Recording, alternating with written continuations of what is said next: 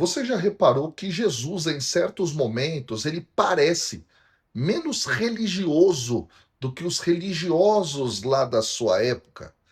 Pois é exatamente isso que acontece aqui no texto do Evangelho de hoje, onde todo mundo está jejuando, menos os discípulos de Jesus. E aí, claro, vem a pergunta que vai atravessar séculos: por que eles não fazem o que todo aquele crente sério da época faz?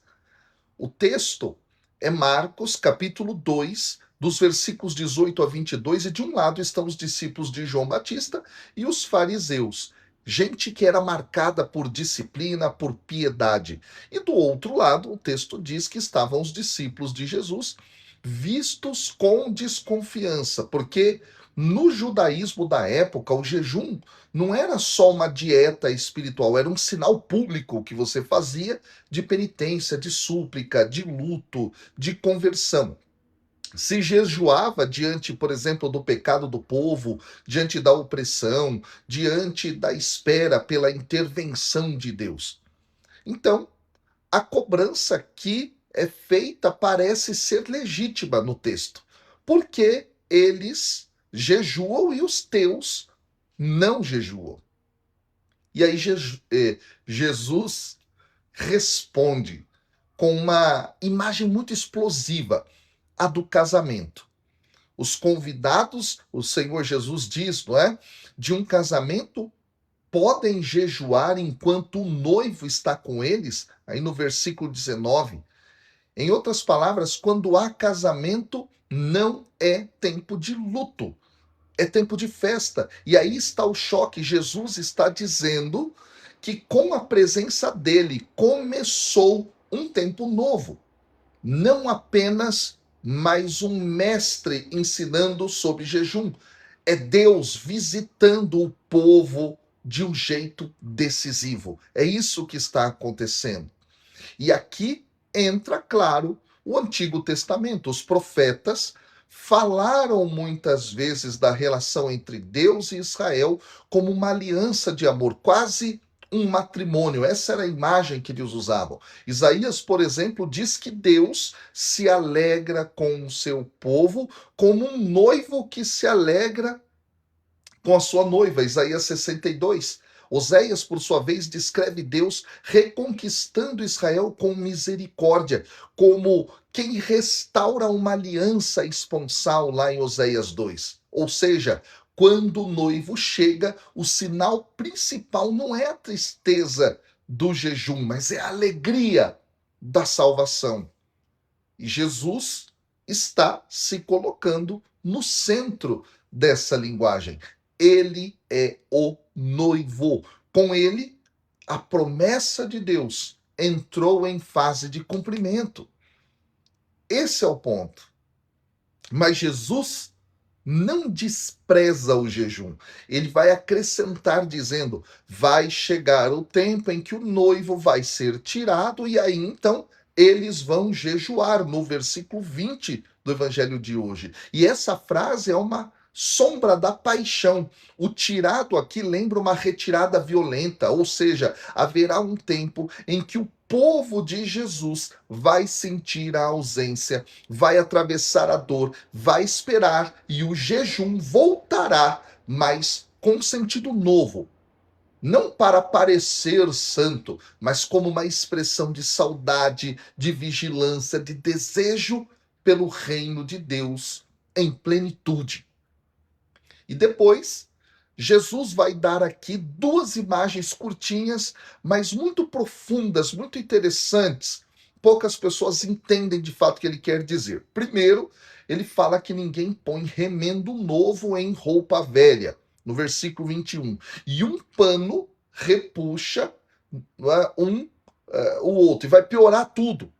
Ou seja, aqui costurar para Jesus dentro de um sistema religioso velho é como se fosse só um ajuste. Ele não veio, portanto, para ser apenas um detalhe a mais da nossa espiritualidade. O que Jesus veio fazer? Ele é o novo, veio inaugurar uma vida nova. Então, Jesus não quer fazer reforma no sistema da sua época.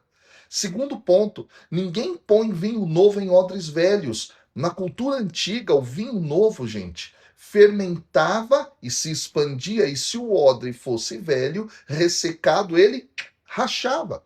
Qual que é o resultado? Perde-se o vinho, perde-se o odre. Aqui o vinho novo é a realidade do reino, a novidade do reino. Misericórdia que levanta o caído, perdão que recria a vida, presença de Deus que transforma tudo. E os odres novos somos nós, quando nós deixamos Deus nos renovar por dentro, a nossa mentalidade, o nosso coração, os nossos critérios, os nossos hábitos. Jesus está dizendo, portanto, a vida com Deus não é só mais uma prática religiosa, é uma conversão real, é uma mudança de estrutura interna profunda. E agora vem a aplicação disso ainda mais direta na nossa vida. Tem gente que jejua, que reza, que faz penitência, só que continua vivendo como odre velho, duro, ressecado, sem alegria, sempre comparando. Olha, eu faço mais do que você. Isso não é o evangelho, pessoal. O evangelho é quando Jesus está no centro, existe alegria. Quando chega o tempo de jejuar, é por amor, por desejo de Deus, por conversão verdadeira, não para ganhar medalhas espirituais.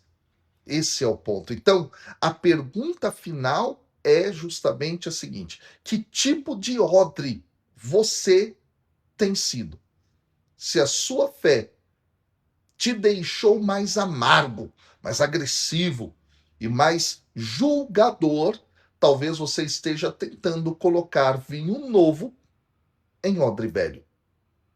Mas se a sua fé está te tornando uma pessoa mais humilde, mais misericordiosa, mais alegre em Deus, então o vinho novo está de fato encontrando espaço aí.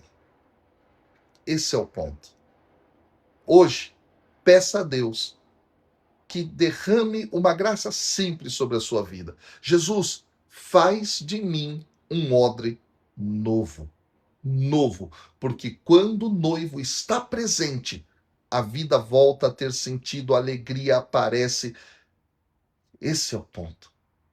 E aí, nós precisamos colocar esta palavra na nossa vida. Eu rezo a Deus por isso. Gostou desse vídeo, dessa reflexão do Evangelho? Então faz o seguinte, deixa o seu comentário, a sua curtida e, claro, envia esse vídeo para o máximo de pessoas que você puder, para o seu padre, para o diácono da sua paróquia, para os ministros, para as pessoas das pastorais.